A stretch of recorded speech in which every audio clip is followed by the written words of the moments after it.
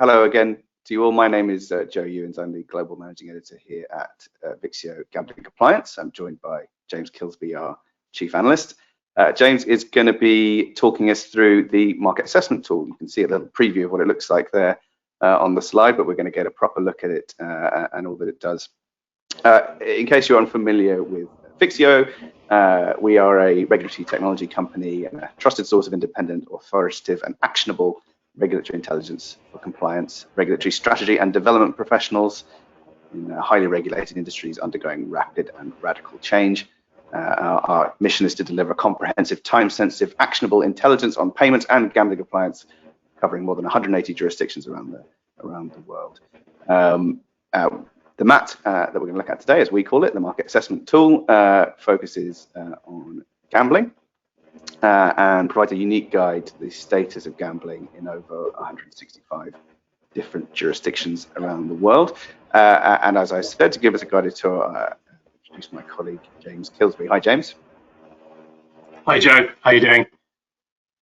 I'm very good. So there's a lot to dig into with the tool. It's a really powerful piece of kit. So perhaps you could start off by showing us or talking us through how we developed the tool in the first place and what are the kind of challenges and pain points that it's supposed to address for online gambling executives.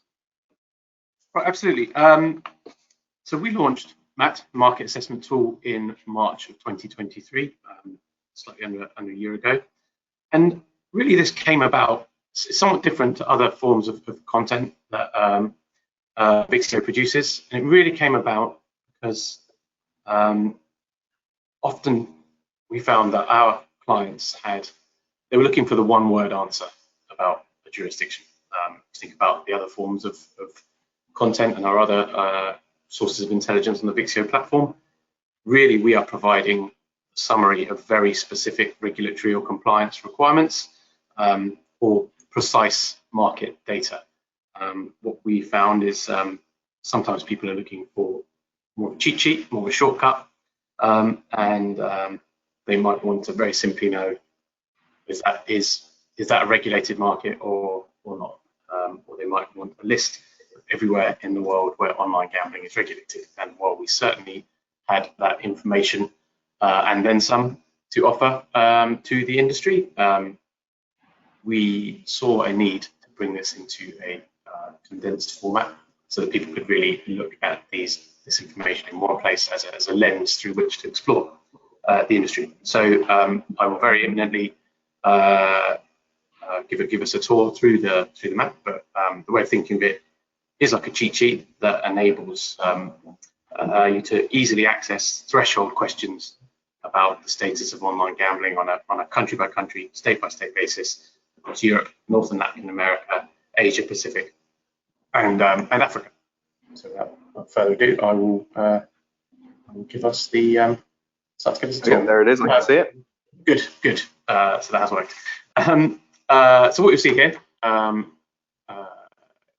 mentioned that people are looking for one-word answers, the quick summary of a jurisdiction. We have analysed 165 jurisdictions globally and categorised them according to the 9 categories that you will see across the top of the screen here. We are answering the question as to whether online gambling is fully regulated, as in both online casino and online betting, both legal and subject to licensing. Is a jurisdiction partially regulated, which might mean more often than not, right, just sports betting, online sports betting is allowed, not online casino. Or is it a monopoly, or is online gambling prohibited in that jurisdiction? So again, simple one-word status answers as to how online gambling is treated in the jurisdiction. Okay, once you know whether a jurisdiction is regulated or otherwise, we answer how restrictive or burdensome is the regulatory regime in terms of product restrictions, unique regulatory constraints or high license fees, etc. Are licenses currently available, yes or no? What kind of tax burden are we talking about? Where we look at that is sub 20% is competitive, 20 to 30% of GGR, this is medium, in excess of 30% industry generally would consider the market to be subject to a high tax regime. Okay, we know that. Moving on, right, what's the advertising environment? How active is the jurisdiction when it comes to taking enforcement actions against licensed operators? And then a critical question I think the industry often asks when it thinks about entering new markets in particular: is this a market that is liberalizing? Is it a market that's becoming more restrictive?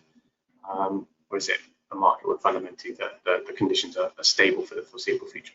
So give that sort of rounded view of the regulatory status of the market. And then on top of that, once you kind of know the regulatory parameters that you're operating in, clearly you want to know how big the market is, and fundamentally chop that up into 4 different segments of $200 million annualized GGR or below, $200 to $500 million is a medium-sized market, $500 million to $1 billion large, and then when you start getting north of $1 billion a year in GGR, you're more of an exclusive club of very large regulated markets. So what's your market size? We then also categorize according to the trajectory of that market. Basically, how fast is this market growing on a 3-year compound annual growth rate basis? So you may have smaller markets that are high growth and very large markets that are fully mature. So again, I think the industry looks at size and growth, not necessarily tied to one or the other. So really, that is the approach to find those simplified answers to how to sort of get the view of the global online gambling industry in a very condensable form that you can then use to do further research on specific markets from there using other aspects of the Vixio platform. So, I mean, that's a lot of information, albeit presented very clearly, often with one-word answers on how things are looking. I mean, but practically speaking, how is it that Vixio clients go about using the tool? Yeah, so there's a couple of clear use cases that we have thought of and go back to us, but non-exclusively, I can certainly think of a couple of my to share with you all today. One way is to think of it simply as the cheat sheet.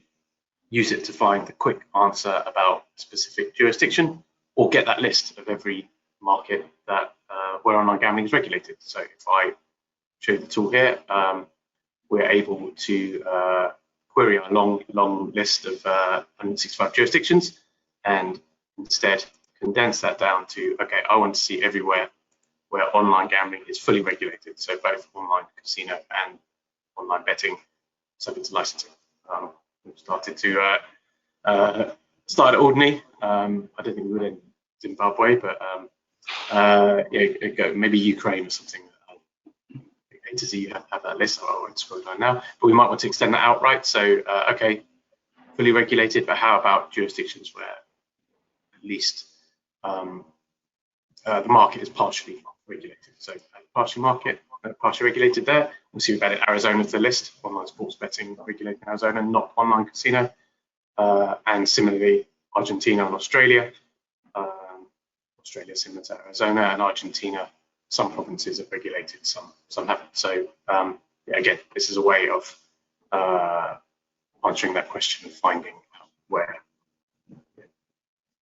finding a list of regulated markets globally.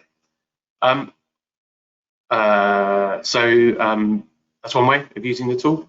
Another might be to instead just compare a cohort of markets. So we might instead want to just look into the regulatory status of jurisdictions in Africa and Latin America only. Again, we've condensed our list here in order to do that research for strictly African and Latin American jurisdictions. So beyond that, you could compare specific markets like for like. So using the functionality here at the top. Instead, I just want to compare the tax burden in, here's one I made earlier, Argentina, Brazil, and Colombia, 3 Latin American markets. We can then simply compare the tax rate and the tax burden across, let's say, trading 3 here. You could choose a broader or narrower cohort of markets to do that very sort of more targeted research. And finally, actually use this to inquire, sort of tour the globe for online gambling jurisdictions that meet a much more specific set of criteria. So if I were looking to do some research to inform where I might want to think about strategizing for future growth plans, we could instead use this to look for strictly fully or partially regulated markets, which are generally we consider them to be competitive, no onerous restrictions on product or high license fees or other barriers to entry, where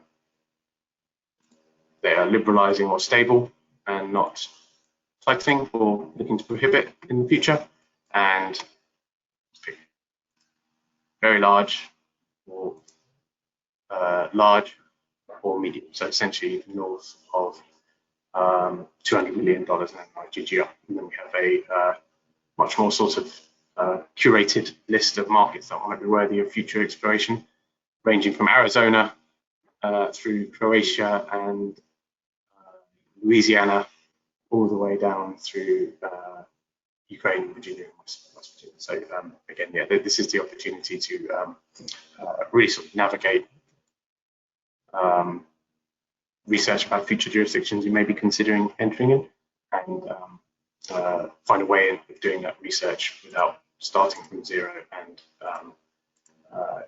working your way through what would be an exhaustive amount of information to process. So when you have lists like that, then you can pivot to using Vixio's market data, Vixio's country reports and Q&As to understand much more the specifics, because for all those group of, I don't know the word, right, 20 or 25 jurisdictions, for all they meet the same criteria, I can absolutely guarantee they are not like for like, and specific rules vary greatly jurisdiction to jurisdiction, which is again where you can find the more specific answers through other areas of the platform. It's very cool. It's a really cool piece of kit, and as you say, it's information and expertise that we have both on the platform and within Vixio. But it's a really fantastic way of condensing it all and allowing people to play around with that information in a really powerful way. So thanks for sharing that. I can see as you were moving around that there's several jurisdictions that have been updated recently, and that's done by our Vixio regulatory research team. Maybe it would be good to show the people watching how that works. Sure. So that's right.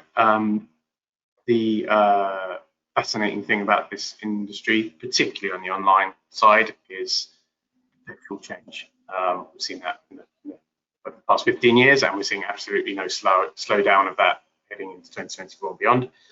So as jurisdictions change their laws, tighten their regulations, report new data that changes, reveals different the size of the market or changing growth rates, Vixio updates the market assessment tool accordingly, and we'll do that in sort of slightly bigger, very clear changes, such as a new law in real time, but this is updated every 6 months for a full review of every market, which is a process we've just completed. And rather than go through every single recent change, which we don't have time for today, I actually thought I'd share examples, more specific examples of what we're talking about. I say we just completed this process, and I believe over 30 of the 165 jurisdictions one or other of those categories changed as a result of either new legislative or regulatory developments or market data that was published just in the second half of 2023. So yeah, it's about 30 out of 165 have changed over the past six months. And so a couple of examples of what we're talking about there. Peru, a market a lot of people are talking about. I'll scroll down to P. Peru as an example, see here that regulatory status of Peru has changed over the course of the past 6 months because whereas we previously had a law for online gambling that made the market to be considered a regulating jurisdiction where laws are coming, basically, where regulation is incoming. Peru adopted a regulatory decree last October, I think it was, and it's now moved to a fully regulated market where both online casino games and sports betting are being subject to a licensing regime that is very, very imminently about to spring into life. That's one example. Another similar, North Carolina in the US. We saw North Carolina mid last year pass a law to regulate mobile sports betting, and over the course of actually very latter weeks of 2023, adopted regulations to implement that law. So again, from a partially regulated market, and made a change to the law as part of a state budget law that it's kind of too complicated to really summarize there, but the long and short of it is the number of skins, actually, number of licenses available in the market has changed somewhat. And again, just to sort of dwell again on the timeline, what we believe is over time, Matt will give a very clear timestamp of regulatory changes across the industry. As I say, this is a product that we launched 12 months ago, but let's fast forward a number of years. We're going to see multiple updates, and then users will be able to then scroll through and see a clear timeline of how jurisdictions have evolved in terms of their growth rates, market size, regulatory approach, etc., etc. And I think that is going to prove to be an incredibly powerful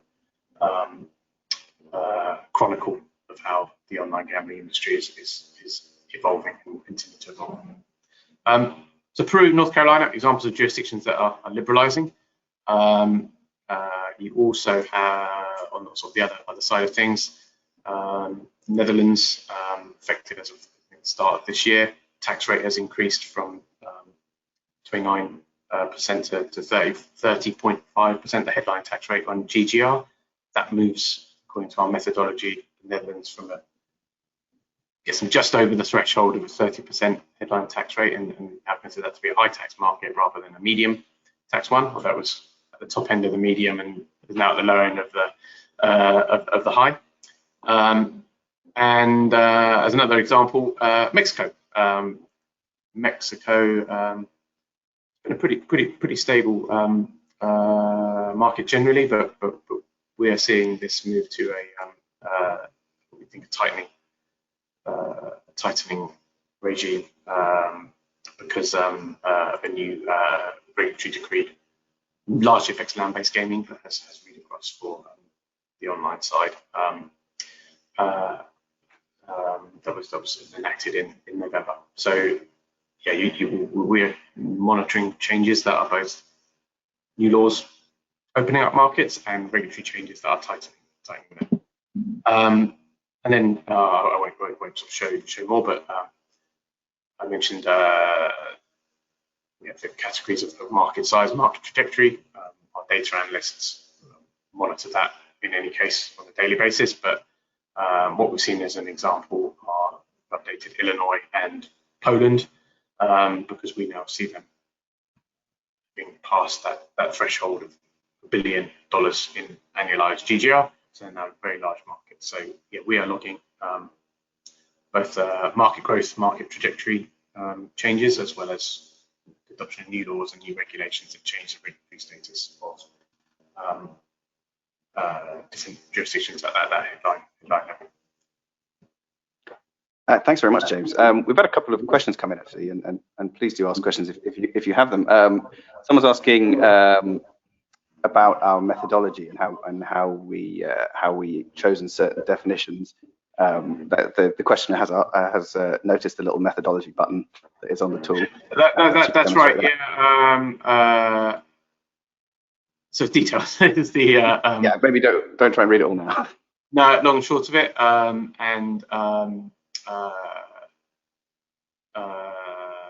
so we stick to this methodology and appreciate that every jurisdiction also has nuance, and there is a degree of we talk about data when tax rate, where there's very clear measurable. For some jurisdictions, the sort of at what point the jurisdiction goes from being stable to tightening is somewhat more of a call that is made by a team collectively, but that is signposted by clear range changes. So yes, we do have a detailed methodology that as part of the tool is able to be reviewed, because say that this is the bucketing of fitting a lot of information in different buckets and sticking to a rigid methodology is an important part of launching and maintaining this project. Great. And we've had another question about the list of jurisdictions, whether it will be limited. I mean, it's already quite big. It's about 165 or so jurisdictions. So I guess from what I understand, the question is kind of two parts of that. One, are we monitoring all of these jurisdictions for changes frequently? And two, could the list grow or shrink? Yes and yes are the two. Two answers to that. We do monitor all of these jurisdictions as part of our ongoing wider operations at Vixio, and this is also a list that is growing. As a recent example, we did add I think it was 8 additional African jurisdictions to the tool as of a few weeks ago. We are generally researching more new jurisdictions as part of our core offering, and where that's possible, we're adding these to the tool. I do think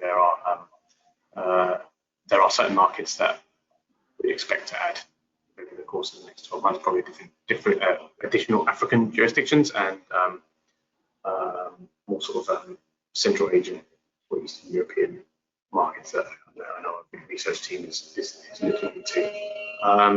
But I think we do add here based off our core research. So if we haven't done we haven't fully researched the regulatory regime of a market, it's not that we would add jurisdictions based on guesswork, but it's definitely a list that will grow. Shrinking, I find, a way that will jurisdiction may be removed. Perhaps if where today there is a degree of clarity becomes entirely opaque, that might be the case. But no, this definitely has grown and is growing. Yeah, very unlikely to shrink. I would have thought. And a question come in that I can answer very quickly about someone wants a tool to send an alert if a country changes AML regs, and would this do that? I don't think the map would, but that is absolutely something that the Vixio platform does in general. Won't go into it now, but yes, that is something that Vixio and gambling compliance specifically can help you with. So please do reach out for a bit more information on that. So another topic I wanted to ask you about, James. One thing that we thought we wanted to discuss actually today as part of the webinar is what changes we expect to see this year, the sort of things that will form updates to the MAT in the near future. That's sort of an accompanying feature of the tool, is that right? Yes, that's right. So I mentioned that we do a full review of everything within the tool on a 6-month basis, in addition to topping up based on concrete elements. And on the back of doing that 6-monthly review.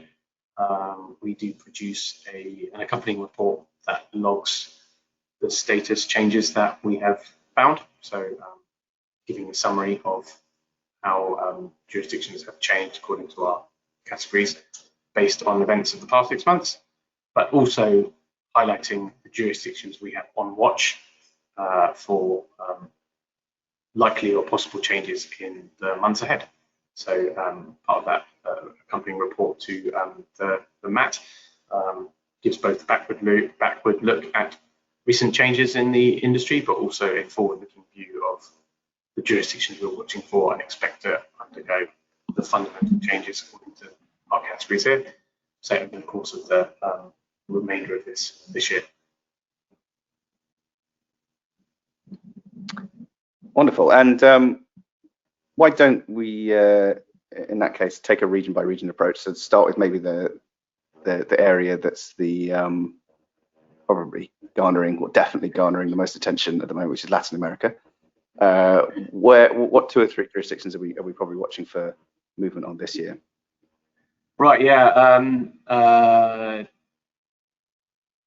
A lot of areas, but yeah, I think we can expect to see Brazil change status in a couple of these categories over the course of the next six months.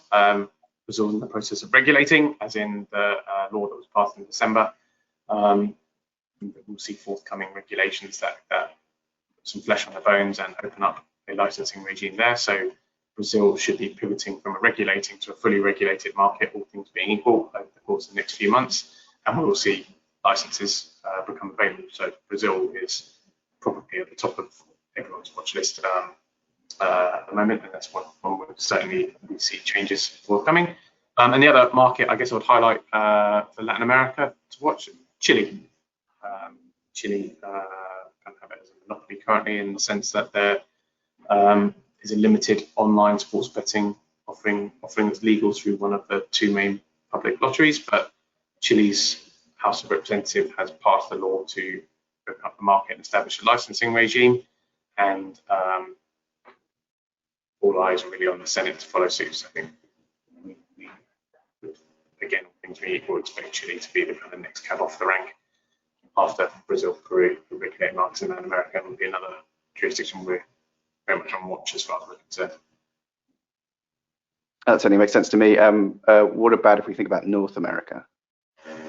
Yeah, and I think North America, we published our very recent outlook report for iGaming and sports betting 2024, which included the guide of jurisdictions to watch in terms of expansion there, and we highlight Georgia, Missouri, Minnesota as 3 states where, get to Georgia first, 3 states where we might see some movement on sports betting legislation in 2024. I don't know if any one of those 3 states is sort of a greater than 50% chance of passing, but we anticipate one or other, I think, of those 3 states to move forward and then go to being partially regulating in due course.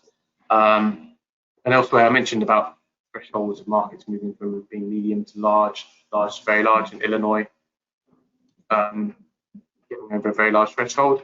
Nevada is actually a market where we expect $500 million a year GGR threshold to be breached in due course, which would, by our methodology, make Nevada a large market for online gambling, even though we're talking just mobile sports betting and under some unique constraints, including in-person registration. So that's a couple of North American markets we have on watch. Wonderful.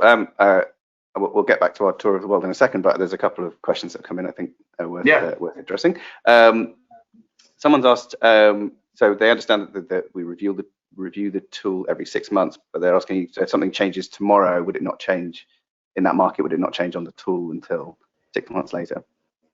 No, our approach is to change. Is to change. Keep updated in real time. The thing around that is you do have often lead time on implementation, and often changes are pending for a period. So yeah, and the more subjective ones around slightly more subjective policy direction and regulatory restrictiveness will come in around to a 6-monthly review on that. But this is something that we are watching for real-time changes. Great, and another interesting idea really about have we considered adding another attribute that would be something like operational complexity, which is around sort of certifications and things like that in a particular market? Yes, is sort of answer to that. I think there are more categories to consider, and one thing that we're also considering and mindful of is while this is very, very relevant for suppliers and looking at addressable markets, these are generally operator-centric categories. Again, highly relevant for suppliers, but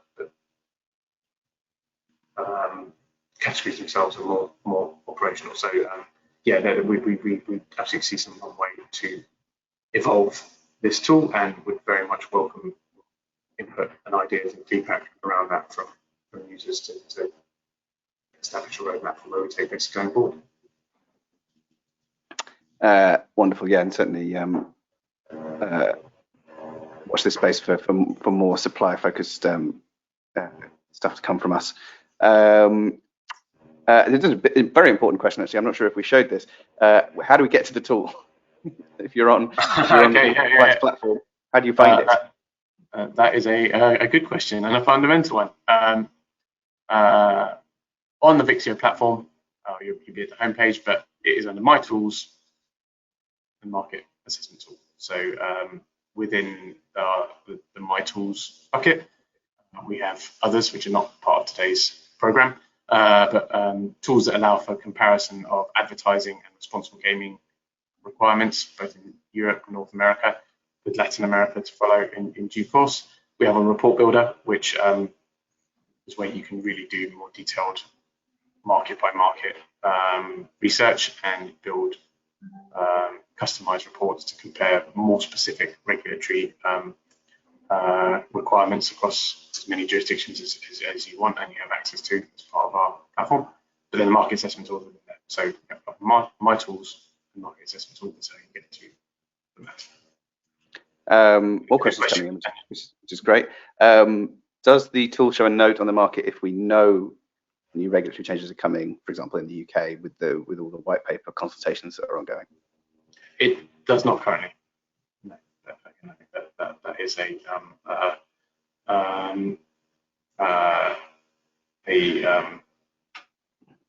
potential feature that I can see the value of, and as I say, through other areas of the Vixio platform, we're clearly highlighting and flagging these changes as they come through. That's not currently within the market assessment tool itself, although they are flagged within our 6-monthly reports on things like policy direction, right? If we know that changes are coming that are more restrictive, that's the kind of yes, that's exactly right. So yeah, I mean clearly the UK is a tightening market more so than a stable one, as an example.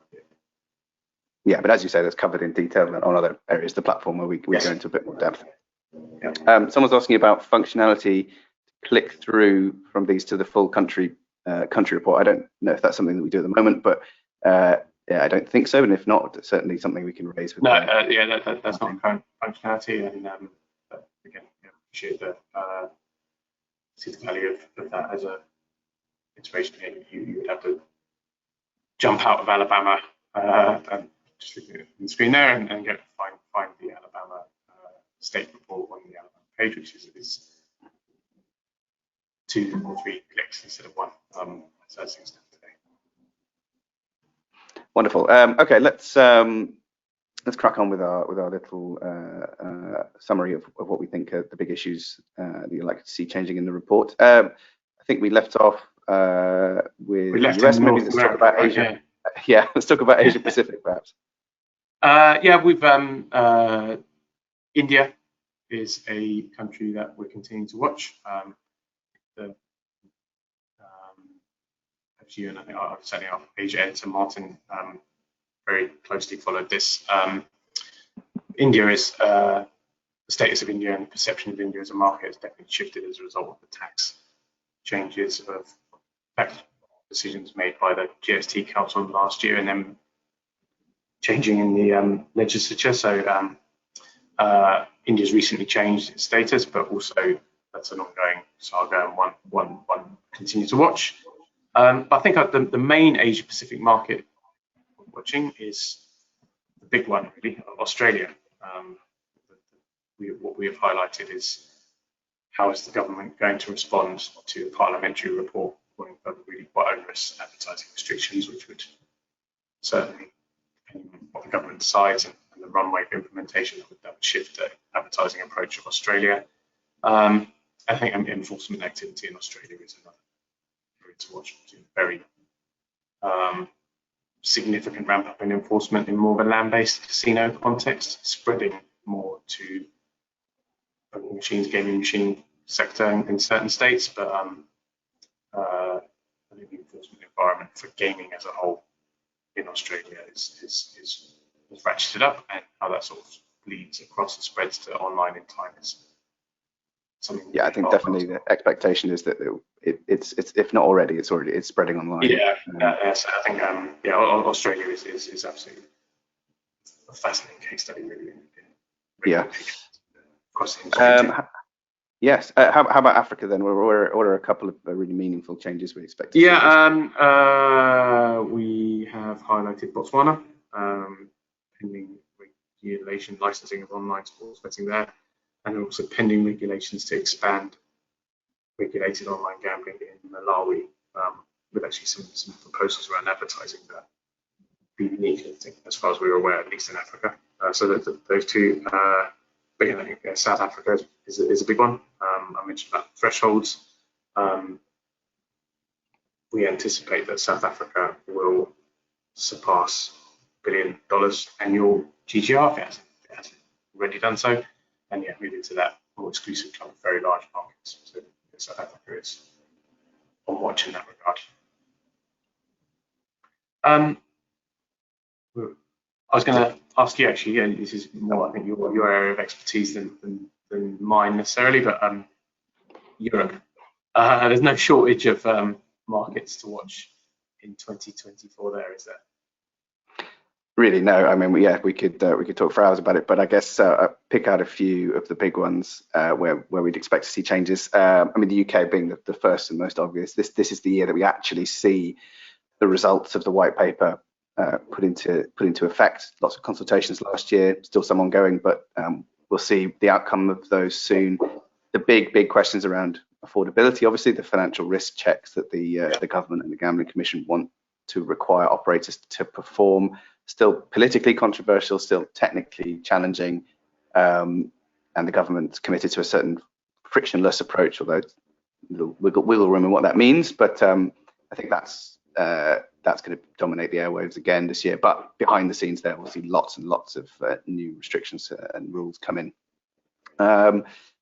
Elsewhere, I think Ireland, you'd hope to see the gambling bill there finally passed after a long time this year. We should have a new regulator up and running in Ireland this year, a proper independent regulator. So again, they'll be empowered to make changes. The Netherlands, you've highlighted the Netherlands during this webinar, and I think things are only moving in one direction there. There are ongoing reviews around things like deposit limits. They have a plan for a version of affordability also. And it's quite striking that politically in the Netherlands, I think gambling is still a very controversial issue, and there's quite a lot of negative rhetoric in political circles about gambling. So even beyond the changes that we know about in the Netherlands, you'd expect to see more turmoil there. The other big market maybe to mention that people are keeping their eyes on this year is in Finland, which wants to open up its market, is very much committed to do that, hopes to do so next year, but we'll see on the timeline there. But this is the year where they define what that market is going to look like. Things like, everything from tax rates to license fees to what games are permitted, that sort of thing. Big question there may be, or at least the most attention grabbing one, is whether they will opt for a cooling off period, which is to say those companies operating in Finland in the past in what you may or may not think of as the grey market, will they be frozen out for a little while, as we saw in the Netherlands, and what effect will that have? So that's kind of one of the big questions to be answered. But I mean, every question is still to be answered in Finland in terms of the legislation. So that's a big focus, I think, for next year. Right. Yeah. No, so I'm sure we could fill a whole series of webinars of different markets and moving parts 2024. So yeah, no, I think no shortage of changes that we expect to see coming through. Well, James, thank you very much for talking us through the tool and a little bit of a roundup of what we expect to see the rest of this year.